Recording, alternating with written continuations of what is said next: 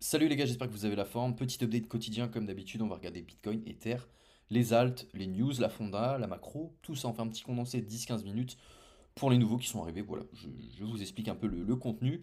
On va regarder directement les news qui sont tombées. Alors, on a reçu un petit message d'insulte aussi sur Twitter, ne calculez pas, hein. Je vous expliquais vulgairement l'histoire, hein. Ce qui s'est passé, c'est qu'on a fait un post pour le recrutement sur Altcoin France. On a eu énormément de messages, en plus c'était en décembre avant que quelques personnes partent d'Altcoin France. Bon, bref, compliqué.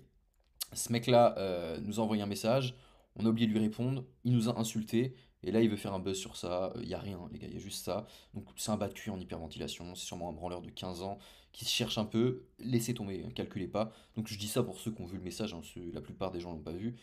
Donc on s'en fout des gens comme ça, c'est juste nuisible dans une vie. C'est des gens qui ne font rien de leur vie, les gars, sachez-le. Les gens qui insultent sur Internet, c'est souvent des gens qui ne font rien de leur vie. Donc ne calculez pas, les gars, ça ne sert à rien. Donc pour tous les nouveaux, ceux qui ne sont pas au courant, on a une application qui est totalement gratuite. Les liens ils sont dans la description. Vous aurez cette interface-là, donc ça c'est pour vous, ok.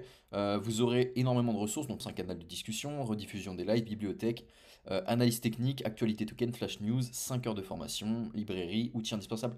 Il y a plein de choses. Tout ça, c'est gratuit, c'est dans la description. N'hésitez pas à nous rejoindre. Et si vous voulez aussi prendre un coaching de 30 minutes avec moi ou un de mes associés pour qu'on puisse voir un peu comment vous avez construit votre wallet, parce que c'est compliqué aussi quand on dilue trop, qu'on a un mauvais pricing, pas de target de sortie, pas de plan d'action concret, qu'on fait les mauvaises rotations, qu'on n'arrive pas à prendre des profits. Ça, je sais le calvaire que c'est quand on est débutant, donc on vous organise des coachings de 30 minutes. C'est totalement gratuit, vous avez juste à aller dans coaching offert, vous cliquez dessus, vous réservez votre call, la date que vous voulez, et puis on pourra discuter avec vous de tout ça, c'est super important. Alors, qu'est-ce qu'on a eu comme news? On a Sam Altman aussi. Alors, on a avant ça, on a le Wall Street Journal qui rapporte qu'un groupe dirigé par Elon Musk a fait une offre de 97 milliards pour reprendre le contrôle d'OpenIA. Ça, c'est très drôle. Et Sam Altman, il a répondu non merci, nous achèterons Twitter pour 9,74 milliards de dollars si vous le souhaitez.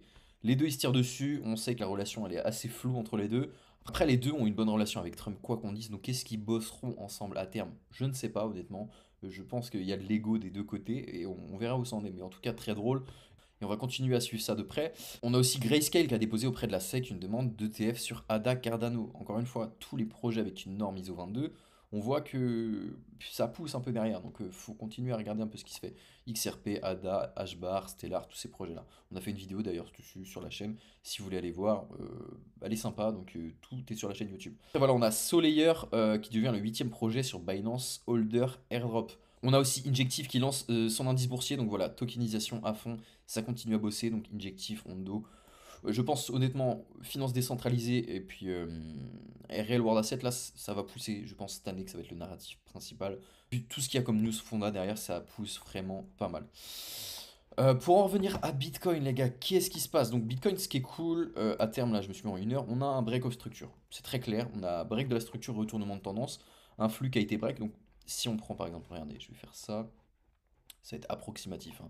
Mais si je fais ça, euh, on a pété ce canal. On va dire qu'on avait un canal, on avait une théorie 2 avec un flux baissier, et là on a eu un break of structure juste ici. Hop, break de la structure juste ici. Voilà, break de la structure, rebond dessus avec voilà, une polarité, hein, de toute façon, c'est souvent ça. Donc là on a une structure de retournement qui est plutôt propre. À terme, comme je vous ai dit, ça va avec le scénario que je vous avais cité. Encore une fois, on a FVG plus OB plus haut à venir bosser avant de repartir plus bas. Donc je pense qu'à terme, au niveau du CPY qui va tomber cette semaine, parce que je vous avais dit mercredi, donc demain, on a l'IPC qui tombe. Donc si on est en dessous des chiffres, c'est positif. Voilà, on a un forecast à 2,9. Je pense que ça va être conforme aux attentes, mais si c'est en dessous, c'est positif pour la suite et ça sera positif pour les assets à risque. Donc à regarder de très près, encore une fois. Donc là, je pense que Bitcoin avant le CPY, il est en train de pricer quelque chose. Et je pense qu'on peut revenir chercher déjà ces highs au niveau des 100K. Donc là, si vous voyez cette vidéo, ne vous précipitez pas à l'achat sur les actifs, ok? Je pense honnêtement qu'on va venir retracer. Là, on est en train de liquider les shorters, parce qu'on en avait un paquet, on a regardé l'open interest et le funding, et on voyait qu'il y avait beaucoup de gens, enfin, c'était assez plat au niveau des produits dérivés, mais il y avait plus de shorters que d'acheteurs à terme. Et là, je pense que la dynamique, on peut continuer à la pousser un peu, jusqu'à la FVG plus OB, et quand on ira, et quand on reviendra vers... et quand on reviendra vers cette zone-là, il faudra commencer à regarder ce que fait le prix. Quand on reviendra vers ici, il faudra voir si on break vraiment, qu'on comble l'order block plus la FVG, et si on n'a pas un rejet direct pour venir chasser tout ce qu'on a plus bas, parce qu'on laisse des choses encore une fois derrière nous. Donc encore une fois, pas de précipitation. Donc encore une fois, pas de précipitation, ne vous jetez pas surtout et ne criez pas victoire trop vite. Au niveau d'Ether face à Bitcoin, toujours assez plat hein, de toute façon, hein, je vous avais dit, là on n'a pas de métrique, tant qu'on n'a pas de data, on fait pas grand chose. Comme d'habitude, hein, cette pattern-là, elle nous indiquera quand on aura une hausse d'Ether et puis les altcoins qui partiront derrière. Donc je vous invite à regarder les anciennes vidéos si vous voulez que je vous fasse une analyse complète dessus. Mais c'est pas compliqué, hein, c'est pas compliqué. On regarde ce qu'on a eu en 2015, c'est assez similaire quoi qu'on l'a. On est sur des bornes basses, on est venu break le falling wedge. Et là on attend un reverse. Donc encore une fois, j'attends la clôture weekly au-dessus pour avoir une validation. La dominance Bitcoin, je vais pas la regarder, je l'ai regardée hier, pas besoin. Je voulais parler de MicroStrategy. MicroStrategy, bon, vous connaissez un boîte de Michael Saylor, on a changé, c'est plus MicroStrategy, c'est Stratégie B, parce que voilà, c'est un ETF Bitcoin ouvertement, hein. Il n'y a que ça. Et à terme, ce qui pourrait se passer avec MicroStrategy, moi j'en parlais en interne avec des personnes, c'est vrai qu'on pourrait voir un fonds vautour arriver au board, commencer à voter pour le licenciement, la vente des Bitcoins, tout en posant un short dessus. Donc ça, c'est les risques hein, liés à tout ça. Il y aura peut-être BlackRock aussi derrière qui va s'y mettre, parce que je pense que cette boîte-là, moi, j'ai un gros doute que ça soit le move du siècle. Et je pense qu'il y a beaucoup de gens. Et je pense qu'il y a beaucoup d'hedge funds qui vont commencer à cut la dynamique de MicroStrategy à terme. Donc, il faut regarder vraiment ce qui se fait. Donc, MicroStrategy, ça peut être un beau bordel pour. Ça peut être un beau bordel pour Bitcoin à terme. C'est pour ça que je surveille ça. Ça peut être aussi un des catalyseurs pour le bear market. En attendant, on n'est pas rendu, mais je vous conseille quand même de surveiller ça. Oui, un faux vent tour qui s'implémente à la boîte pour voter le licenciement et la vente des bitcoins, ça arrive souvent en finance traditionnelle, hein. Les petits fonds, les hedge funds et tout, il y a des méthodes, du délit d'initié, il y a plein de choses qui sont faites en amont. Donc on fait gaffe et BlackRock, je pense que BlackRock sera derrière ça, encore une fois, hein. BlackRock, on n'oublie pas, ils ont le monopole et ils veulent le garder. Et là, j'ai l'impression que voilà, BlackRock a repris 5% de la boîte de MicroStrategy. Et à terme, je pense que plus facilement qu'on le pense, et faut vraiment faire attention à ça. Michael Saylor, là, je crois que il est dans le grand bain. Je sais pas s'il y était avant, même si c'est un milliardaire. Il y a des gens beaucoup plus sournois dans ce marché-là. Je vous le dis, la finance traditionnelle, c'est très sournois, hein, contrairement à la crypto, hein. La crypto, c'est assez. C'est la jungle, mais c'est mignon. C'est la jungle colorée. Pour vous faire une image, c'est la jungle un peu colorée, dessin animé, la crypto. La finance traditionnelle, c'est la jungle, c'est l'Amazonie. C'est un peu le bordel. Donc voilà, on peut avoir des gens vraiment mal intentionnés qui font en sorte que voilà, cette boîte se casse la gueule et ils ont toutes les méthodes pour le faire en bonne et due forme. Donc c'est pour ça que je voulais vous parler de ça. Et puis graphiquement, où on en est, hein, là je suis en weekly. Je suis en weekly. Si on prend par exemple le retracement de Fibo, qu'on prend ce low, ce high, euh, pour moi, zone optimale, on serait en OTE ici. Ce qui est pas déconnant, ça serait revenir sur la SMA 50, avoir une continuité assez saine, parce que là, voilà, on a une dynamique un peu baissière, donc OTE, ou soit un rebond sur les 0,61,8. Voilà, donc micro-stratégie, stock américain. Si ça vous intéresse, n'hésitez pas à la mettre dans votre watchlist. Hop, on va regarder Ethereum. Hop, on va regarder Ethereum rapidement. Donc Ethereum, pareil, hein, bonne dynamique suite au break de la structure de Bitcoin. Bah, Ethereum, il suit un petit peu quand même, quoi qu'on dise. Donc ça, c'est plutôt pas mal. Maintenant, encore une fois, là, ce que j'ai vu en daily, je crois. Non, c'est en 1 heure. En 1 heure, voilà, en 1 heure. En 1 heure, on a une FVG à combler, ok, un gap ici, une zone de fair value gap à combler. On a la continuité de l'EMA 200 paires d'expo. Donc moi, on peut continuer à aller plus haut, c'est la target. On fait attention, on a l'OB. Et si on a une validation, une clôture au-dessus de ces mèches-là, qu'on vient bosser et que le prix est au-dessus, si on fait quelque chose de comme ça et qu'on se maintient, là, ça sera positif. Et on ira chercher les highs plus haut. Pour l'instant, on n'a pas ça. Et de ce qu'on voit, de toute façon, si je me remets en daily, de ce qu'on voit, on a toujours une continuité baissière avec une trendline. Et cette trendline là, si j'arrive à la choper, hop, elle pourrait complètement, si je la remets bien, hein, je vais la remettre comme ça, cette trendline là. Donc cette trendline là, elle pourrait complètement nous servir de résistance. Donc encore une fois, ne vous jetez pas à l'achat comme si ça allait péter d'un coup. Je pense qu'on n'a pas tout vu encore une fois. On peut complètement revenir sur ces niveaux-là. En plus, voilà, on a une polarité, puis un gap à combler ici, hein. On a tout ce gap à combler là pour revenir rejeter. Donc Ether à terme peut complètement faire quelque chose comme ça. Revenir touch la trendline et repartir plus bas, chercher toutes les zones qu'on a. Donc l'OB et les zones que j'ai citées, le middle de la mèche, bah, il y a plein de choses plus bas. Donc encore une fois, la continuité est toujours baissière, hein. Quoi qu'on dise. En daily, on est baissier, en 4 heures on est baissier. Donc voilà, stratégie de tendance, multi-time frame, ça reste baissier. À court terme, on est repassé haussier. Maintenant, pour les traders, ceux qui gèrent leur risque, qui calculent bien leur taille de position, il y a des setups à prendre, je pense. Maintenant, je vous parlerai pas de ça ici parce qu'encore une fois, ça serait trader à contre-tendance. Et moi, ce n'est pas dans ma stratégie. Surtout que je ne traite pas les cryptos, j'évite. Je suis sur le Forex, les gars. D'ailleurs, si vous voulez voir un peu ce que je fais, je suis sur Insta. Le lien il est dans la description et je vous fais des stories parfois des setups que je prends sur le marché de Forex. Ça, c'est en plus, hein, donc voilà. Donc je ferai attention encore une fois, hein, pas de validation. Maintenant, voilà. Maintenant, c'est cool. On a eu un break de la structure, retournement, un reverse avec un flux haussier. Et ça, c'est plutôt sympa à terme. Donc on va regarder rapidement Ondo, Dodge et puis Cubic. Donc Ondo, pareil, vous voyez bien un regain assez clair. Maintenant, on a toujours ces mèches-là, moi, qui me trigger. Je vais mettre en grand écran. Parce qu'on a toujours des equal low qu'on n'est pas venu chasser. Si, quand même. On avait ces equal low là, donc ce petit cluster qu'on avait là, qu'il fallait venir chasser avec des equal low. Donc maintenant, on a rebondi sur l'OB. Je me précipite pas. On a des choses à chasser plus haut. Tout ça, pour moi, c'est à chasser. On a l'OB ici. Donc, un scénario comme ça pour repartir plus bas, oui, hein, c'est complètement jouable. Revenir chasser tout ce qu'on a ici.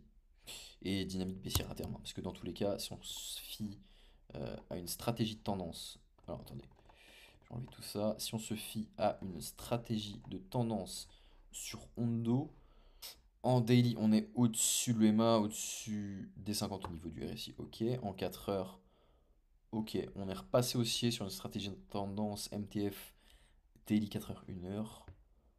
C'est plutôt pas mal, c'est plutôt pas mal. Donc Ondo, voilà, repasser haussier dessus maintenant, encore une fois. Moi j'attends des zones de rechargement. J'attends l'OB qu'on n'a pas comblé au 1,11 et je ne me précipite pas. On peut complètement venir chasser l'équal high qu'on a laissé ici, donc venir tout nettoyer, hop, pour repartir plus bas. Ça ferait une sorte de continuité, hein, de toute façon, baissière, quoi qu'on dise. Même si là, voilà, on a ça à chasser. Pour moi, ça c'est des niveaux intéressants. Donc voilà sur Ondo, dans tous les cas, euh, patientez avant de recharger.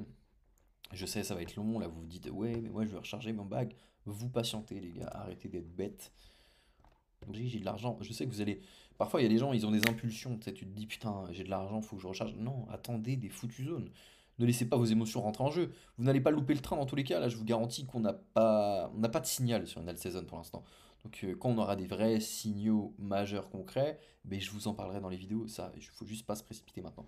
Donc voilà les zones que je regarde sur Ondo à terme. Encore une fois, hein, ça ne bouge pas. On va regarder Dogecoin et puis Cubic. Dogecoin, j'attendais l'OTE. L'OTE, on l'a bien. On est venu la chercher correctement. Donc, il est pile dessus. Donc, voilà, on est venu prendre la zone OTE qu'on avait.